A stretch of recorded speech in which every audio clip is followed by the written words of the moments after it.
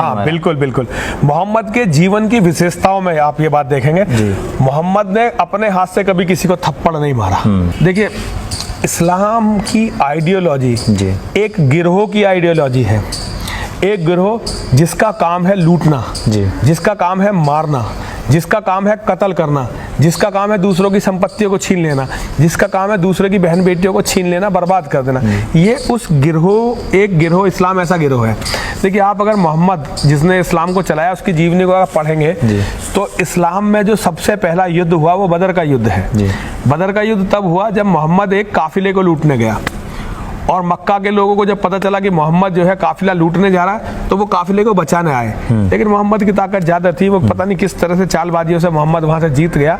और उसके बाद फिर मोहम्मद ने अपना गिरोह बंदी कर ली और उस गिरोह में ये बताया कि तुम्हारे अपने रहने के नियम तो ये हैं।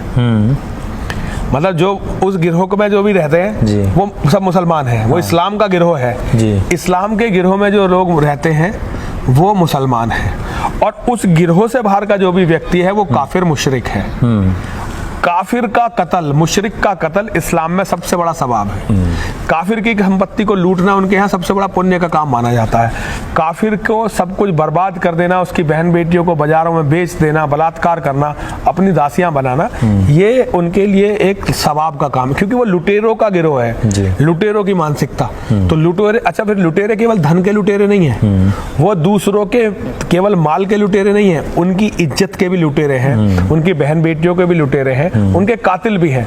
तो कातिलों के जो ये गिरोह की सच्चाई है वो यही है कि ये कातिलों का एक गिरोह था, आज पूरी दुनिया में फैल गया। मोहम्मद रसूलुल्लाह सल्लल्लाहु अलैहि वसल्लम के लिए रहमतुल आलमीन का लफ्ज इस्तेमाल कर दिया गया। इतना दयालु कि पूरे विश्व में, पूरी दुनिया में उससे बड़ा दया करने वाला कोई है ही नहीं।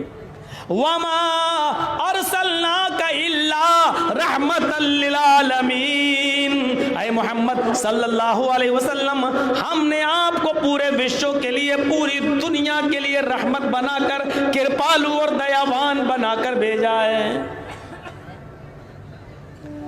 हमेशा आपने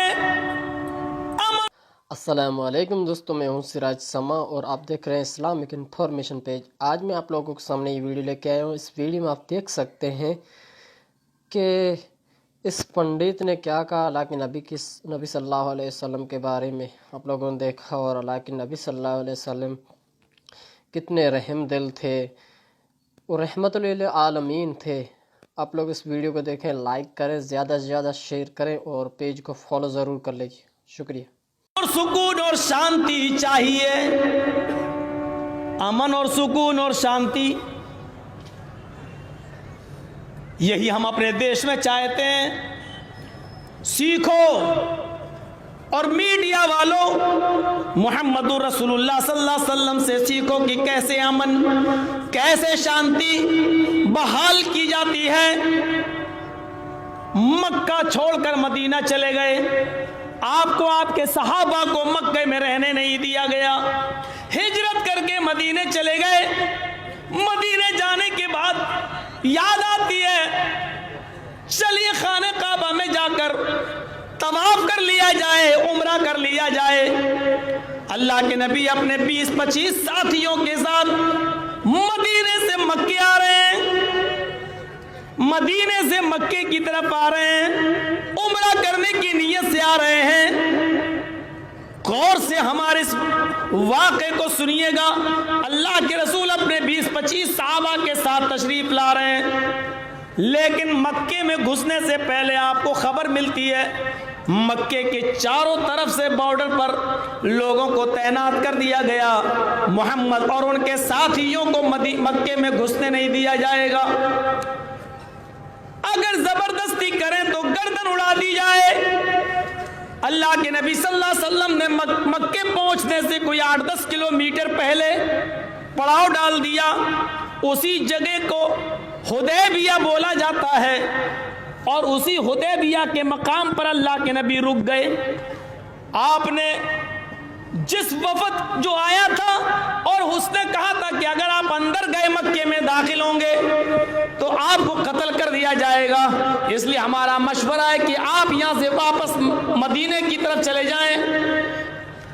अल्लाह के नबी सल्लल्लाहु अलैहि वसल्लम ने उन लोगों से कहा, देखो हम शांति के साथ, अमन और सुकून के साथ उम्रा करने आए हैं, खाने काबा पर हमारा भी हक है, हमें खाने काबा के साथ चक्कर लगा लेने दिए जाए, सफा मरवा की सही कर लेने दी जाए, उसके बाद हम आराम से मक्का छोड़ के मदीने चले जाएंगे। तैयार नहीं हुए वो लोग, खबर भेजी, ऐसा करो आइए, आपकी तरफ से एक वफद आए, एक प्रतिनिधि मंडल आए और समझौता कर ले, सुलह कर ले। आपकी क्या परेशानी है, हमें मक्के में क्यों नहीं आने दिया जाता है? मक्के के लोगों में मीटिंग होती है और वो तैयार हो गए, मदीने से आने वाले लोगों को कैसे रोक दिया जाएगा? आज नहीं तो कल आएंगे जरूर, उनका भी हक है खाने काबा में आने का, नमाज पढ़ने का, तवाफ करने का, सफा मरवा की सही करने का। चलिए ऐसा किया जाए, मोहम्मद और उनके साथियों से मिलकर पहले बैठकर कुछ गुफ्तगू कर ली जाए। चंद लोगों पर मुश्तमिल, चंद लोगों का वफद प्रतिनिधि मंडल तैयार होता है और उनका सरदार है उनका सरदार है सुहैल। ये लोग आते हैं हुदैबिया, और हुदैबिया आने के बाद अब देखिए क्या होता है। हम यहां पर दिखाना चाहते हैं कि देखिए अमन किसको कहते हैं। अगर दिलों में गुंजाइश हो तो मेरे भाइयों बड़े से बड़े मामले सुलझ जाते हैं, बड़े से बड़े मामले हल हो जाते हैं। लेकिन अगर कोई बजिद हो इस बात पर कि हम 1 इंच भी पीछे नहीं हटेंगे, तो फिर बड़े से बड़े, छोटे से छोटे मामले भी नहीं सुलझ सकते हैं। समझ रहे हैं ना मेरी बात? अगर दिलों में गुंजाइश हो तो बड़े से बड़े मामले हल हो सकते हैं, लेकिन अगर जिद पे कोई अड़ जाए कि हम 1 इंच भी पीछे नहीं हट सकते, तो छोटा सा छोटा मामला भी नहीं सुलझ सकता। रात के 2:45 बज रहे हैं, शायद आपको नींद आ रही है। मैंने बोल दिया जो बोलना था, अब आपकी अकल में ना बैठे तो उसमें हम क्या कर लें? फिर सुन लो, दिलों में गुंजाइश हो तो बड़े से बड़े मामले हल हो सकते हैं, और अगर हम जिद पे अड़ जाएं, किसी की ना सुने और जिद पे आ जाएं कि हमने जो कह दिया वो पत्थर की लकीर है, हम 1 इंच भी पीछे नहीं हटेंगे, तो छोटा सा छोटा मामला भी नहीं सुलझ सकता है। अब आओ मैं तुम्हें बताता हूं। सुहैल आया, उसके साथी आए, आए मोहम्मद सल्लल्लाहु अलैहि वसल्लम, हम आपको मक्के में नहीं आने देंगे, जाना है तो जाकर दिखाओ, नहीं तो चंद शर्तें मान लो। आपने कहा सुहैल हम लड़ने नहीं आए, लड़ने आए होते तो 15-20 लोगों के साथ नहीं आते, पूरा मदीना लेकर आ जाते। हम लड़ने नहीं आए, हम तुमसे लड़ना भी नहीं चाहते हैं, हम ये चाहते हैं कि मुझे सिर्फ मेरा हक दे दिया जाए, खाने काबा में मुझे भी तवाफ की इजाजत दे दी जाए। अपने माहौल पर इसको चिस्पा करना, हम भी लड़ना नहीं चाहते, हम सिर्फ इतना चाहते हैं हिंदू, बुद्धिस्ट, सिख, जैन, पारसी सबके नाम लिए। हम ये चाहते हैं जब सबका नाम लिया जा रहा है, मुस्लिम का भी नाम ले दो, बात खत्म। इतने लोगों का लिया, थोड़ा सा दिल बड़ा करके मुस्लिम भी कह दो, और अगर मुस्लिम नहीं कह रहे हो तो फिर किसी का ना कहो। बस देखिए, चिस्पा करते जाइए, हम लड़ने नहीं आए, हमें मेरा हक दे दो, खाने काबा का तवाफ करेंगे, सफा मरवा की सही करेंगे, चले जाएंगे। उन लोगों ने कहा मोहम्मद सल्लल्लाहु अलैहि वसल्लम, हमें कुछ नहीं सुनना, चंद शर्तें मेरी मानो। आपने कहा बताओ, हम सुलह के लिए तैयार हैं, हमारे दिल में गुंजाइश है, राजीनामा करना चाहते हैं, सुलह, कंप्रोमाइज, बताओ क्या है। का पहली शर्त नोट करिएगा, पहली शर्त, आए मोहम्मद सल्लल्लाहु अलैहि वसल्लम, जब नबी का नाम आए तो आप लोग बोल दीजिए सल्लल्लाहु अलैहि वसल्लम, आए मोहम्मद मेरी पहली शर्त, इस साल आपको उम्रे की इजाजत नहीं है, आप जहां से आए वहां वापस जाइए, इस साल आपको उम्रा नहीं करने दिया जाएगा। यह पहली शर्त। दूसरी शर्त यह है कि आप आइंदा साल आ सकते हैं, इस साल नहीं। पहली शर्त, जहां से आए वहां जाइए, आपको इस साल उम्रे की इजाजत नहीं। आपने कहा सुहैल इस साल मुझे उम्रे की इजाजत नहीं, चलो मुझे तुम्हारी ये शर्त मंजूर है। दूसरी शर्त यह है कि आइंदा साल आप उम्रा करने आ सकते हो, लेकिन 3 दिन से ज्यादा आपको मक्के में रहने की इजाजत नहीं मिलेगी। देख रहे हैं आप, घर मेरा मक्के में आज भी मौजूद, मेरे माँ बाप सब मक्के में पैदा हुए, मेरी जमीन और जायदाद मक्के में आज भी मौजूद है, लेकिन हम ही को कहा जा रहा है कि 3 दिन से ज्यादा आपको मक्के में रहने की इजाजत नहीं। इस देश को आजाद कराने में सबसे ज्यादा खून हमने बहाया।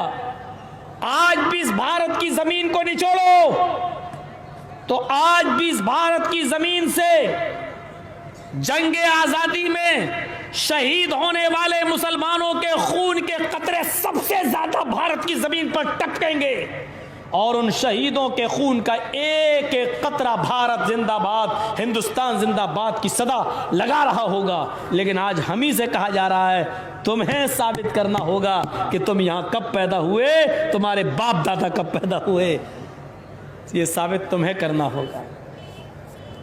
हमारे हिंदू भाई नहीं कर पाएंगे, कोई बात नहीं, उनको तो हम नागरिकता दे देंगे, लेकिन तुम्हें साबित करना होगा, और नहीं कर पाए तो भेड़ और बकरियों की तरह जहां ठूंसा जाता वहां ठूंस देंगे तुम्हें।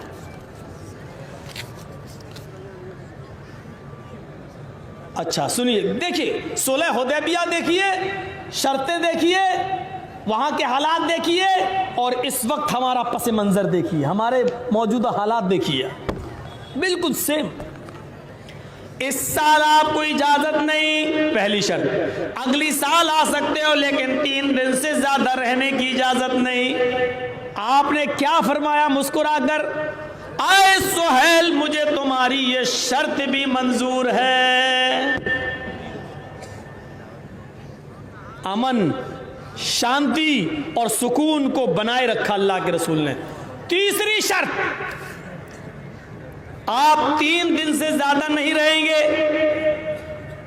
तीसरी शर्त यह है कि आप सिर्फ तलवार लेकर आ सकते हैं, वो भी तलवार मियान के अंदर होगी, खुली तलवार लेकर नहीं घूम सकते। और हमारे आदमी, हमारे लोग तलवार लेकर घूमेंगे, हमारे आदमी नंगी तलवार बाहर होगी, नंगी तलवार लेकर घूमेंगे। देख रहे हैं आप, तुम्हारे आदमी तलवार अंदर रखेंगे मियान में, हमारे आदमी तलवार बाहर खुली हुई। शर्तें क्या होती? शर्तें क्या होती? जो कानून तुम्हारे लिए वो मेरे लिए, या तो वो भी मियान में रखेंगे, हम भी रखेंगे, लेकिन नहीं, तुम तो मियान में रखोगे और हमारे आदमियों की तलवारें खुली हुई होंगी। आपने फरमाया है सुहैल, हम लड़ने की नीयत से आएंगे ही नहीं, इसलिए मुझे तुम्हारी ये शर्त भी मंजूर है। देख रहे हैं, अरे हद होती है किसी चीज की, इंसानियत की, नरमी की। मैंने कहा ना, दिल में गुंजाइश हो तो बड़े से बड़े मामले हल हो जाते हैं। ये दिलों में गुंजाइश थी। नबी अकरम ने क्या कहा? मुझे तुम्हारी ये शर्त भी मंजूर है।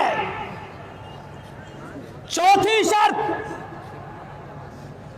बड़ी जालिमाना शर्त। चौथी शर्त,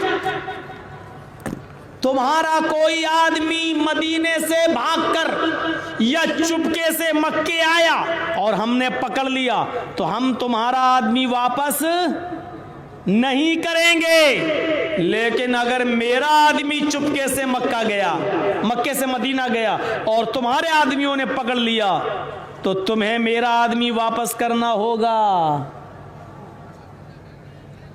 बिल्कुल ऐसा लग रहा है जैसे अमेरिका इंडिया से कहे कि मेरा फौजी अगर जंग में लड़ते हुए पकड़ा जाए तो तुम वापस करोगे, लेकिन तुम्हारा फौजी अमेरिका से लड़ता हुआ पकड़ा गया तो हम वापस नहीं करेंगे।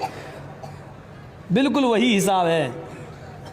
जबकि ये होता है कि मेरा आदमी अगर जुर्म करके तुम्हारे मुल्क में आया तुम्हें वापस करना होगा, तुम्हारा आदमी मेरे मुल्क में जुर्म करके आया तो हम वापस करेंगे। ये कंप्रोमाइज दोनों तरफ से होता है। लेकिन यहाँ कंप्रोमाइज वो बिगाड़ना चाह रहे थे कि ना होगा, मोहम्मद इन शर्तों को मानेंगे नहीं और हम करेंगे नहीं, लेकिन अल्लाह के रसूल मानते चले गए। मेरा आदमी तुम्हारे पास आएगा तुम्हें वापस करना होगा, और तुम्हारा आदमी मेरे पास आएगा तो हमें वापस हम नहीं करेंगे। पाकिस्तान, बांग्लादेश, अफगानिस्तान से जो प्रताड़ित होकर हिंदू आएगा, बुद्धिस्ट आएगा, जैनी आएगा, सिख आएगा, पारसी आएगा, उसको तो हम नागरिकता देंगे, लेकिन मुसलमान आएगा उसको नहीं देंगे। कंपेयर कीजिए आप, तुम्हारा आदमी मेरे पास आएगा हम वापस नहीं करेंगे, मेरा आदमी तुम्हारे पास जाएगा तो तुम्हें वापस करना होगा। अल्लाह के रसूल सल्लल्लाहु अलैहि वसल्लम ने कहा, सुहेल मुझे तेरी ये शर्त भी मंजूर है। गुंजाइश देख रहे हैं आप? मुझे तुम्हारी ये शर्त भी मंजूर है, ठीक है दस्तखत कर दो। सुहेल ने ये शर्तें लगाई। सुहेल ने कहा कि इन शर्तों पर समझौता मुझे मंजूर है। आए मोहम्मद फेंक दिया सुलहनामा, लीजिए दस्तखत कीजिए। अल्लाह के नबी सल्लल्लाहु अलैहि वसल्लम ने हजरत अली से कहा, अली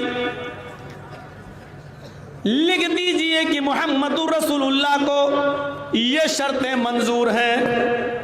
और जैसे ही हजरत अली रजी अल्लाह ताला अन्हु ने लिखा, मुझे मोहम्मदुर रसूलुल्लाह को ये शर्तें मंजूर हैं, और ये सुलहनामा जैसे ही सुहेल के हाथ में आया, ऐसे ही दस्तावेज था, ऐसे ही उसने पढ़ा, नीचे जो मोहम्मदुर रसूलुल्लाह के दस्तखत देखे तो एकदम बिगड़ गया और कहने लगा मोहम्मद सुलह नहीं होगी। अल्लाह के नबी ने फरमाया, सुहेल अब क्या हुआ? कहा कि इस पर लिखा हुआ है मोहम्मदुर रसूलुल्लाह को ये शर्तें मंजूर हैं, हम आपको रसूलुल्लाह मानते ही नहीं है। अगर हम आपको अल्लाह का रसूल मान लें तो झगड़ा किस बात का है? हम आपको रसूलुल्लाह नहीं मानते, इसलिए जब तक ये नहीं काटा जाएगा रसूलुल्लाह हम समझौता नहीं करेंगे। इस पर आपको लिखना हो तो ये लिखिए, मोहम्मद इब्ने अब्दुल्लाह को हमें मालूम है कि आप अब्दुल मुत्तलिब के पोते हैं, अब्दुल्ला के बेटे हैं, आपको यहां इतना लिखना है मोहम्मद इब्ने अब्दुल्ला को ये शर्तें मंजूर हैं, रसूलुल्लाह काटो नहीं तो हमें मंजूर नहीं। अल्लाह के नबी फरमाते हैं, अय अली ये मुझे रसूलुल्लाह नहीं मानता, इसका भी कहना सही है। अगर रसूलुल्लाह मान ले तो झगड़ा किस बात का? ये मानता ही नहीं है, इसलिए रसूलुल्लाह का लफ्ज काट दो। आए अली लफ्ज रसूलुल्लाह की जगह पर इब्ने अब्दुल्लाह लिख दो, यानी ये हो जाएगा कि मोहम्मद इब्ने अब्दुल्लाह को ये शर्तें मंजूर हैं। हजरत अली कलम पकड़े हुए हैं, लफ्ज रसूलुल्लाह को बार बार देख रहे हैं। यहां कलेजा दहला देने वाला मंजर आता है।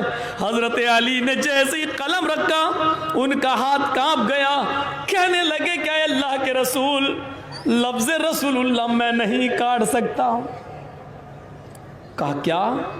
मैं कह रहा हूं काट दो। कहा अल्लाह के नबी आप क्या अल्लाह के रसूल नहीं हैं? हाँ हैं। फिर मैं क्यों काटूं? रसूलुल्लाह आप हैं, मैंने वही लिखा रसूलुल्लाह। काटने का मतलब यह है कि मैं दिल तो मान रहा है लेकिन मेरा हाथ आपको लफ्ज रसूलुल्लाह मानने के लिए तैयार नहीं। आपने कहा ली ऐसी बात नहीं, ये मेरा हुक्म है कि काट दो। कहा अल्लाह के रसूल ये काम मुझसे मत करवाइए, मेरा हाथ कट के जमीन के ऊपर गिर जाए। अरे अल्लाह के रसूल मुझे ये गवारा है, लेकिन ये गवारा नहीं है कि मैं लफ्ज़ रसूलुल्लाह अपने हाथ से काटूं। जब अल्लाह ने आपको रसूल बनाकर भेजा तो फिर मैं कैसे काट दूं? मैं नहीं काट सकता। अल्लाह के नबी ने फरमाया अली तो फिर मुझे बताओ कहाँ लिखा है? हज़रत अली ने ये कहा ले ये लिखा है। जैसे ही बताया और अल्लाह के रसूल ने जैसी कलम अपने हाथ में लेकर काटना चाहा, हजरत उमर ने हाथ पकड़ लिया और हजरत उमर ने हाथ पकड़कर कहा आए अल्लाह के रसूल,